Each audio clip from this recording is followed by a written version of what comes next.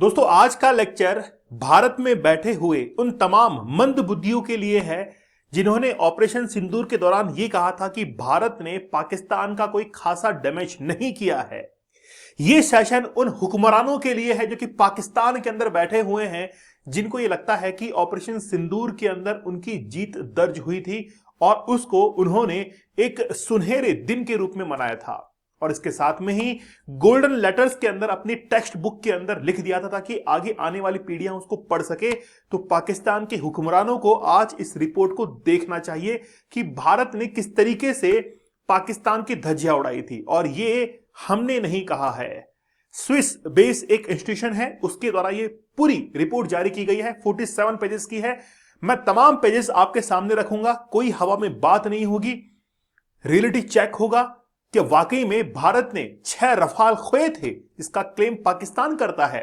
आज हम लोग बिल्कुल ऑन द ग्राउंड जो है रिपोर्ट को पढ़ेंगे कि वाकई में स्विस बेस संस्था ने इस रिपोर्ट के अंदर क्या कुछ कहा है। मेरा नाम दीपक इंदौरा है और मैं आप लोगों को इंटरनेशनल रिलेशंस पढ़ाता हूं। आप लोगों को पता ही होगा कि डेप्थ में जाकर फैक्ट के साथ में जबरदस्त तरीके से हम लोग पढ़ते हैं।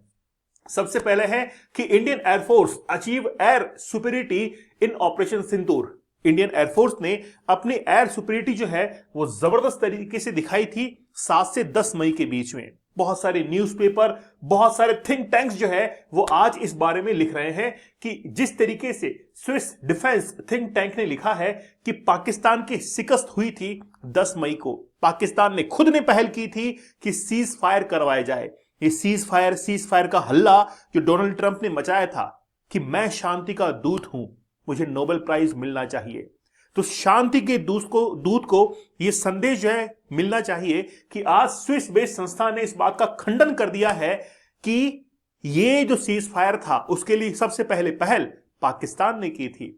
फिर पाकिस्तान ने कहा होगा ट्रंप को कि बचाइए जनाब, नहीं तो उड़ा दिए जाएंगे। बड़ा विस्तार से फैक्ट चेक जो है वो हम लोग करेंगे। रिसेंटली क्या हुआ है कि centre for military history and perspective studies CHPM, तो CHPM एक स्विस बेस्ड संस्था है जिसने हाल ही में एक रिपोर्ट जारी की है कि आखिरकार 10 मई को क्या कुछ हुआ था। वैसे ये घटना जो है 7 मई से लेकर 10 मई के बीच में तमाम जो घटनाक्रम हुआ था उसके बारे में ये रिपोर्ट लिखती है कि पाकिस्तान ने और भारत ने किस तरीके से लॉन्ग रेंज मिसाइल्स का इस्तेमाल किया था, एक दूसरे के ऊपर अटैक किया था, लेकिन ज्यादा नुकसान किसका हुआ उसके बारे में ये रिपोर्ट जो है वो बताती है। चलिए चलते हैं उस रिपोर्ट के ऊपर कि आखिरकार वो रिपोर्ट कहती क्या है। रिसेंटली क्या हुआ है कि CHPM जो संस्था है उसने ऑपरेशन सिंदूर को लेकर 7 मई से लेकर 10 मई के बीच में जो कुछ भी हुआ उसका खुलासा किया। यह संस्था 1969 के अंदर एस्टैब्लिश की गई थी और इसके जो हेड हैं, चीफ है, वो है एड्रियन के द्वारा ये तमाम कमेटी जो है वो कंडक्ट की गई थी। बेसिकली इस रिपोर्ट को बनाने के अंदर जो कि 47 पेज की रिपोर्ट थी, इस रिपोर्ट को बनाने के अंदर पूरी एक कमेटी काम कर रही थी जो कि रिव्यू कमेटी थी। उस रिव्यू कमेटी के अंदर ये तमाम लोग शामिल थे। जैसे रिव्यू कमेटी अपनी रिपोर्ट सौंपती है उसके बाद में वापस से इसका क्रॉस वेरिफिकेशन होता है, फैक्ट चेक होता है और उसके बाद में रिलीज कर दी जाती है टेबल ऑफ कंटेंट के साथ में, जिसके अंदर लिखा हुआ है कि the Pakistani air force between Washington and Beijing, the Indian air force A giant in the making, operation बंदर के बारे में जो कि भारत ने चलाया था, द एयर बैटल ऑफ 7 मई 2025। ये तमाम बातें जो है वो इसमें की गई है। तो हम लोग बड़ा बारीकी से देखते हैं। सबसे पहले इस मैप को देखिए आप। ये मैप ना हमने रिलीज किया है ना पाकिस्तान ने रिलीज किया है, ये मैप स्विस जो संस्था है CHM उसने ही जारी किया है, जिसमें ये तमाम जगह दिखाई गई है। कारगिल को हाईलाइट किया गया है। आप यहां पर देख सकते हैं कि पाकिस्तान POK कहीं पर भी नहीं लिखा हुआ है। सक्शाम वैली का भी उल्लेख किया गया है, जिसको हाल ही में पाकिस्तान ने कहीं ना कहीं चाइना के जो टाउन हैं, चाइना की जो बस्तियां हैं, उनको बसने के लिए मोटिवेट किया है सक्शाम वैली के अंदर। गिलगित बल्तिस्तान को दिखाया गया है, मुजफ्फराबाद को दिखाया गया है, आजाद कश्मीर को दिखाया गया है। तो ये मैप जो है अक्साई चीन और ऑक्यूपाइड कश्मीर के साथ में शो किया गया है उस संस्था के द्वारा। उसी संस्था ने इस मैप को भी जारी किया कि पाकिस्तान के अंदर कौन कौन से एयरबेस हैं। जैसे यहां पर आप देख सकते हैं कि पसानी जो पोर्ट है वहां पर एक एयरबेस भी है पाकिस्तान का, और हाल ही में यूएसए को हैंडओवर किया गया है यहां पर रेयर अर्थ मिनरल्स को निकालने के लिए। फिर मैंने इसको राउंड कर दिया है सुक्कुर को, क्योंकि आगे जाकर मैं आप लोगों को एक इमेज दिखाऊंगा जिसमें भारत ने मिसाइल छोड़ी थी पाकिस्तान के ऊपर और जो सुक्कुर के अंदर जाकर गिरी थी, इसी की सैटेलाइट जो इमेजेस जो कि डैमेज हो चुकी थी, डैमेज जो वहां पर जगह हुई थी, उसकी सैटेलाइट इमेजेस हमने दूसरी संस्थाओं को एज ए प्रूफ जो है सौंपा था कि वाकई में ऐसा हुआ है, और उन्होंने एक्सेप्ट किया कि इंडिया ने सुक्कुर के अंदर जबरदस्त डैमेज किया था। अभी मैं आपको दिखाने वाला हूं। फिर सरगोदा जहां पर किराना हिल्स हैं, वहां पर हमने पाकिस्तान के न्यूक्लियर बेस को भी डैमेज किया था। ऐसे बहुत सारे, जैसे मुरीद है, ये सारे जो आप लोग देख सकते हैं ये पाकिस्तान के एयरबेस हैं। ठीक है, इसके बाद में पाकिस्तान ने और इंडिया ने, इंडियन एयरफोर्स और पाकिस्तानी एयरफोर्स ने कौन कौन से इक्विपमेंट यूज किए हैं, जैसे J-10C पाकिस्तान ने यूज किया, हमने 36 राफेल जो है उनको यूज किए। ये सारे इक्विपमेंट भारत ने यूज किए। ब्रह्मोस है, स्कैल्प ईजी है, इसके साथ में रैम्पेज है, MIG है, ये सब भारत ने यूज किए, ये पाकिस्तान ने यूज किए। ठीक है, इक्विपमेंट्स दोनों का एंगेज जो है वो भी इस रिपोर्ट के अंदर दिखाया गया है। फिर बात की गई है ऑपरेशन बंदर के बारे में कि ऑपरेशन बंदर क्या था। आप लोग को पता है कि वैलेंटाइन डे 14 फरवरी 2019 को पाकिस्तान ने अटैक किया था, आतंकवादी एक हमला था भारत के ऊपर, और भारत ने इसको जवाब देने के लिए ऑपरेशन बंदर जो है वो चलाया था। ठीक है, इसके अगेंस्ट के अंदर पाकिस्तान ने भी ऑपरेशन स्विफ्ट रिटोर्ट जो है इस्लामाबाद से इसको जारी कर दिया था। तो भारत की तरफ से ऑपरेशन सिंदूर और पाकिस्तान की तरफ से ऑपरेशन स्विफ्ट रिटोर्ट जो है वो पाकिस्तान ने रिलीज किया था। दोनों एक दूसरे के आमने सामने थे। ये बात आगे बढ़ती है और घटना होती है पहलगाम की। पहलगाम की घटना के बाद में भारत ने कहा कि जो आतंकवादी भारत के अंदर आए हैं वो पाकिस्तान के द्वारा भेजे गए हैं, लेकिन पाकिस्तान ने माना नहीं। हमने कहा कि पाकिस्तान के अंदर जो जैश ए मोहम्मद के ठिकाने हैं उनको अगर तबाह नहीं किया गया तो यह घटना आगे भी हो सकती है, जो कि पहलगाम के अंदर हुई। बाद में फिर उन तमाम आतंकवादियों को हमने उड़ाया और उनके अंदर पाकिस्तान के आईडी कार्ड जो है वो भी मिले थे। ये सब आप लोगों को पता होगा। ये घटनाक्रम सब कुछ आगे बढ़ चुका था और फिर बारी आती है 7 मई की। 7 मई को पाकिस्तान ने LOC पर ओपन फायर कर दिया था। वो जबरदस्त तरीके से अटैक कर रहा था भारत की टेरिटरी के अंदर। ये आप लोग फुटेज देख सकते हैं जो कि पाकिस्तान के द्वारा जारी की गई है, और पाकिस्तान की जो पाकिस्तान एयरफोर्स है उन्होंने इस मैप को जारी किया कि किस तरीके से पाकिस्तान के 42 जो हाईटेक एयरक्राफ्ट है वो किस तरीके से तैनात थे, और इंडिया के जो एयरक्राफ्ट है वो किस तरीके से तैनात थे LAC के ऊपर और LOC के ऊपर। दोनों की पोजीशनिंग जो है वो PFA ने जारी की। इसके बाद में फिर भारत के ऊपर कहां कहां एयर स्ट्राइक की गई, तो पाकिस्तान ने इसके ऊपर क्या यानी कि पाकिस्तान का रेस्पॉन्स क्या हुआ कि भारत की टेरिटरी के ऊपर बहुत सारे हमले जो है वो किसने किए, पाकिस्तान ने किए। ये मैप हमने नहीं, ये पाकिस्तान की तरफ से पाकिस्तान से मांगा गया था उस संस्था ने, और फिर उसने स्विस जो बेस इंस्टीट्यूशन है उसने इसको रिलीज किया।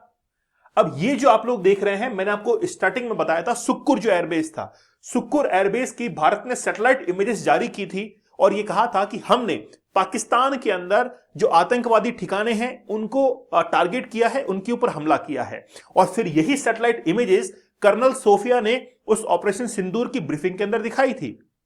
उस समय बहुत सवालिया निशान हमारे ऊपर उठे थे और भारत के अंदर भी बहुत मंद बुद्धि बालक ऐसे थे जिन्होंने कहा था कि भारत जो है उसने कोई खासा डैमेज नहीं किया है। आज ये बात प्रूवन हो चुकी है। जो सैटेलाइट इमेजेस उस समय दिखाई गई थी, स्विस बेस्ड संस्था ने इसको क्रॉस वेरीफाई किया और वाकई में इसको रिलीज कर दिया कि भारत ने उस समय एक जबरदस्त हमला किया था, रिटालिएट किया था, और ये सुक्कुर की सैटेलाइट इमेजेस हैं। ये जो इमेजेस है आप देख रहे हैं इस मैप के अंदर, जो येलो कलर के अंदर देख रहे हैं, ये मिलिट्री टारगेट्स है, जैसे नूर खान है, मुरीद है, सरगोदा है, ये सारे जो है वो मिलिट्री टारगेट है पाकिस्तान के। भारत ने इन सबको टारगेट किया। उसके बाद में ये जो व्हाइट में आप लोग देख रहे हैं, ये टेरर लिंक जगह हैं जहां पर टेररिस्ट जैसे मोहम्मद के और भी कई टेररिस्ट जो है वो यहां पर छिपे हुए थे और भारत ने इनको टारगेट किया था। तो भारत ने इंडिया की तरफ से जो टारगेट्स किए गए थे वो ये सारे के सारे सेंटर थे, और इस बात को कंफर्म कर दिया गया कि भारत ने केवल और केवल टारगेट किए किसको, टेररिस्ट ऑर्गेनाइजेशंस को, टेररिस्ट जो कैंप्स थे उनको टारगेट किया था। साथ ही के अंदर ये जो आप लोग देख सकते हैं यहां पर ये किराना हिल्स है, तो किराना हिल्स की जो लोकेशन है पास ही के अंदर सरगोदा एयरबेस भी है, दोनों एक दूसरे के लॉन्ग साइड है। यहां पर भारत ने जो है वो एयर स्ट्राइक की थी और वहां की जो पट्टी थी जो जहां से फ्लाई होती थी, यानी कि जो एयरक्राफ्ट वगैरह फ्लाई होते थे, वहां पर जो है भारत ने टारगेट किया, जिसका नाम था किराना हिल्स। ये सारी सैटेलाइट इमेजेस भारत ने सौंपी कि आप इसको क्रॉस वेरीफाई कर सकते हो। फिर उस इंस्टीट्यूशन ने इसको क्रॉस वेरीफाई किया और ये कहा कि वाकई में भारत ने क्या किया, टारगेट किया, लॉस किया पाकिस्तान का। ठीक है, अब पाकिस्तान ने क्लेम किया और इंडिया ने क्लेम किया। पाकिस्तान ने क्लेम किया कि 4 राफेल जो है वो गिरा दिए गए, एक सुखोई गिरा दिया गया, एक मिग गिरा दिया गया, एक मिराज गिरा दिया गया और एक जो है S-400 को न्यूट्रलाइज किया गया। ये बात गलत थी, ये बात गलत थी। ये प्रूवन हुआ कि हां डैमेज हुआ एक राफेल, एक मिराज, एक मिग, बस ये डैमेज हुआ। लेकिन पाकिस्तान का जबरदस्त डैमेज जो है वो यहां पर देखा गया। अब भारत ने ब्रह्मोस मिसाइल का इस्तेमाल किया। ब्रह्मोस आप लोग जानते हैं जो कि न्यूक्लियर वॉरहेड्स को कैरी कर सकती है। ब्रह्मोस जो कि इंडिया और रशिया का जॉइंट वेंचर है। आज साउथ ईस्टर्न नेशंस के अंदर इसकी डिमांड इंक्रीज हो चुकी है कि हमको भी ब्रह्मोस चाहिए। जिस समय 10 मई को दोपहर में 2 बजे भारत ने ब्रह्मोस को तैनात कर दिया था और ब्रह्मोस को छोड़ दिया था, तब जाकर पाकिस्तान को पता लगा कि हमको अब सीज फायर करना ही पड़ेगा, अब हमारे पास में कोई चारा नहीं है। तो पाकिस्तान ने सीज फायर की सबसे पहली जो है वो पहल की थी, ना कि भारत ने की थी। अभी मैं आप लोगों को इस बात को प्रूव भी करने वाला हूं। इसके साथ में स्कैल्प एनजी न्यू जनरेशन जो क्रूज मिसाइल्स हैं, इसको भी भारत ने लॉन्च किया था। मतलब 2 मिसाइल्स हमारे जबरदस्त काम में आई थी। ठीक है, अब देखिए कि 1 और 2 Indian strike formation comprising Rafale and Mirage, मतलब भारत की तरफ से राफेल और मिराज जो थे वो जबरदस्त तरीके से एयर स्ट्राइक कर रहे थे पाकिस्तान के अंदर, वेरी लो एल्टीट्यूड के ऊपर। ठीक है, ये सब कुछ प्रूवन हुआ इस रिपोर्ट के अंदर। मॉर्निंग में 7 मई को सुबह पाकिस्तान जो आर्टिलरी थी ओपन फायर करने लगी थी along the line of control, LOC के ऊपर। सुबह ही 7 मई को अटैक्स होना शुरू हो गए थे। पाकिस्तान ने बहुत सारे मिसाइल्स वगैरह जो है वो लॉन्च करना शुरू कर दिया था JF-17 फाइटर जेट्स के थ्रू। भारत ने जब रिटालिएट करना शुरू किया और पाकिस्तान ने यह भी क्लेम किया कि भारत के 6 राफेल जो है उसको शॉट डाउन कर दिया गया है ना। 6 इंडियन जो प्लेटफॉर्म्स हैं जिसमें से 3 तो राफेल थे, एक सुखोई था, एक मिग है, ये सब जो है यानी कि ड्रोन्स वगैरह ये सब क्या कर दिए, उसने तबाह कर दिए। ये पाकिस्तान ने क्लेम किया। Indian air force did not comment, Bharat ने कोई कमेंट नहीं किया इस लॉस के ऊपर कि यार ये जबरदस्ती कुछ कह रहा है लेकिन हम कुछ कमेंट नहीं करेंगे, हम तो प्रूव करेंगे। पाकिस्तान क्लेम कर रहा है, हमने कोई कमेंट नहीं किया क्योंकि बाद में जाकर प्रूव होगा। पाकिस्तानी एयरफोर्स एम्प्लॉयड सोनगर आर्म ड्रोन्स को तैनात किया उसने। ठीक है, सुसाइड जो ड्रोन्स थे उनको वहां पर, और खास बात है कि साइबर अटैक जो है वो भी किए गए मिलिट्री के ऊपर, लेकिन हमारे ऊपर उसका कोई भी असर नहीं हुआ। सिविलियन टारगेट्स किए गए, हाई एल्टीट्यूड ये सब मिसाइल्स वगैरह यूज की, फतेह को यूज किया, फतेह फर्स्ट, फतेह सेकंड जो है रॉकेट लॉन्चर्स वगैरह सबको जो है यूज किया।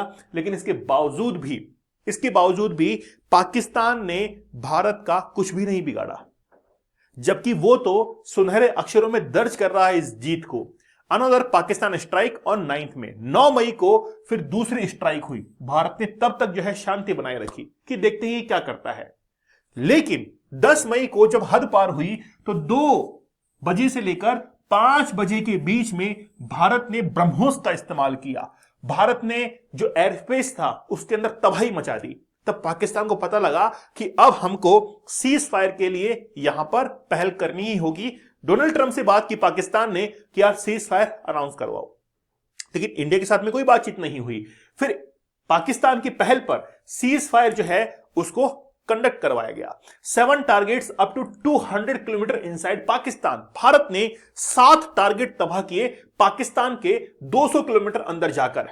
नूर खान जो एयरबेस था इस्लामाबाद के अंदर उसको डैमेज किया। इसके साथ में ही पाकिस्तान के अंदर रहीम यार खान, रफीकी, सुक्कुर ये सारे एयरबेस जो थे वो भारत ने टारगेट किए और इस बात को क्रॉस वेरीफाई करके प्रूवन किया गया उस रिपोर्ट के अंदर जो कि 47 पेज की थी।